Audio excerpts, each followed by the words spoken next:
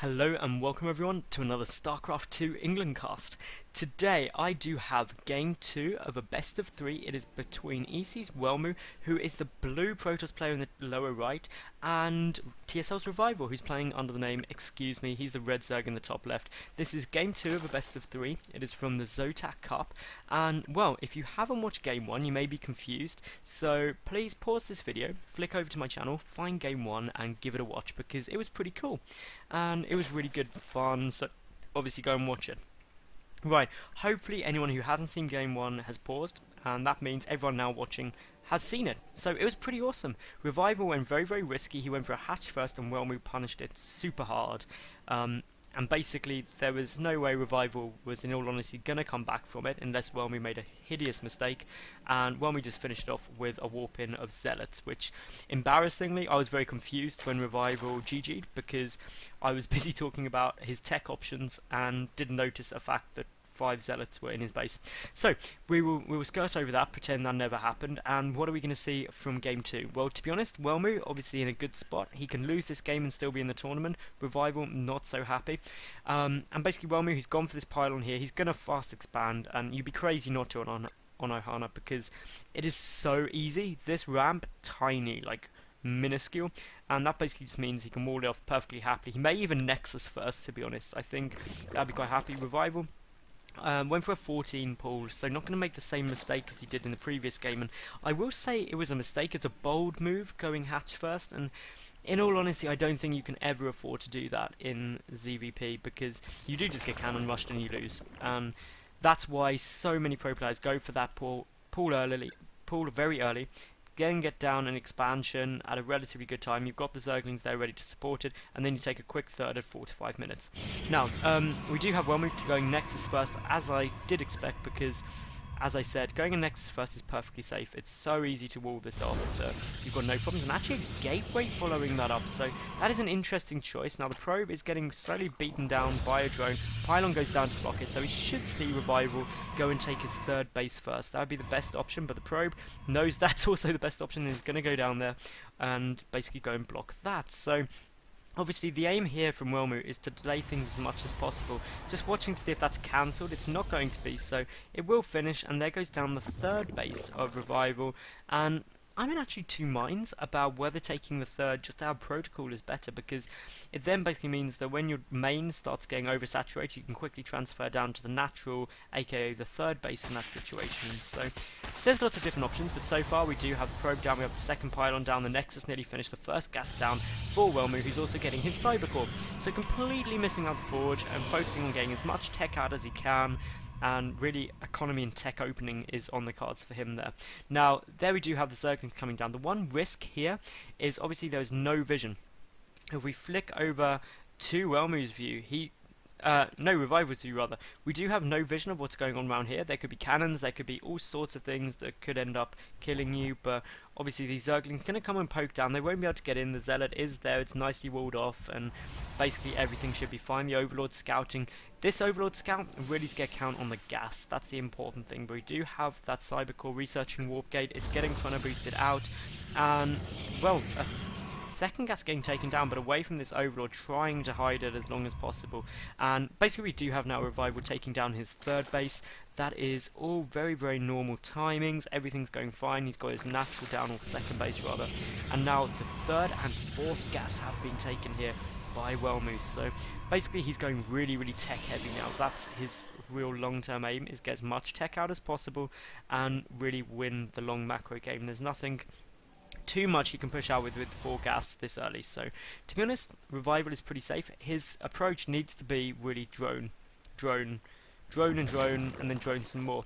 The one interesting thing with Revival's play, which personally I don't like, is he's only got 1 queen per base, and that basically means that while he's put down a creep tumor at each, that's 2 injects he's missed early on, and 2 injects compared to just getting out a third, maybe a 4th queen off 2 base, I don't think it's worth it. I think you're far better off. He's also expended a lot of resources into Zerglings. I mean, we've already got those 8 Zerglings out, and essentially that equates to 4 drones less than he would have had, and they've done nothing. If we look at the Lost tab, It was basically the pylon getting killed and the probe killed is all that's gone down compared to 50 resources, so the scouting drone. But obviously that's not the way you look at it. This position here is so easy for Welmu to defend, and the reason I don't actually like this many Zerglings out is simply due to the fact that this Overlord is seeing gas timings, and there's no way you're going to do damage.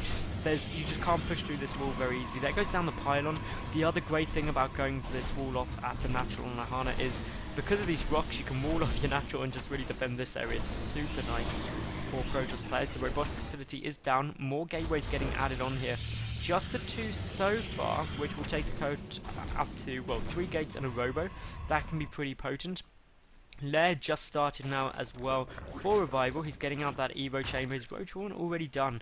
And if we look at the worker count, 44 to 45. Now 45 apiece. That is obviously very beneficial for Welmu at the moment.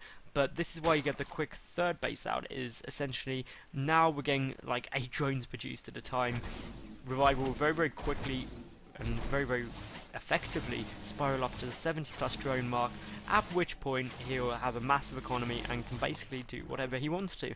That is really the danger point for Protoss, is that really Zerg players, they can go for that 11-minute max out, which you see a lot from Stefano. He kind of came up with it where you just get roachling and just constantly apply the pressure. And if a Protoss player is going for tech, then that can be very, very difficult to deal with. We do have the Immortal there, we do have, well, the rocks getting taken down. Everything is looking pretty nice, and to be honest, we're going to see a more macro game here, which is a very, very contrast to game 1. Now, here comes down the third. This basically puts pressure on Revival. He has to, once he sees that third base is down, which he should spot with an Overlord. I don't know if he can see it yet. Yeah, he can, so obviously that has been spotted. Once you've seen that, you need to basically take one of 2 options. Option 1, expand yourself, stay your base up. Option 2, put on pressure or start gearing up for a big attack.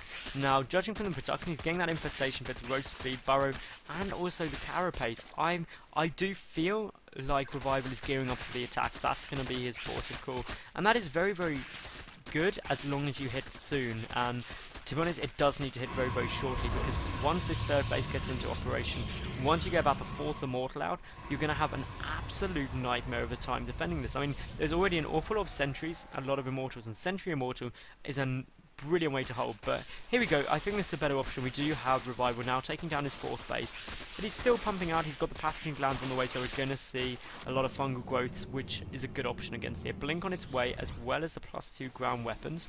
That basically puts it down the Welmu. He's going to be able to start ramping up the tech.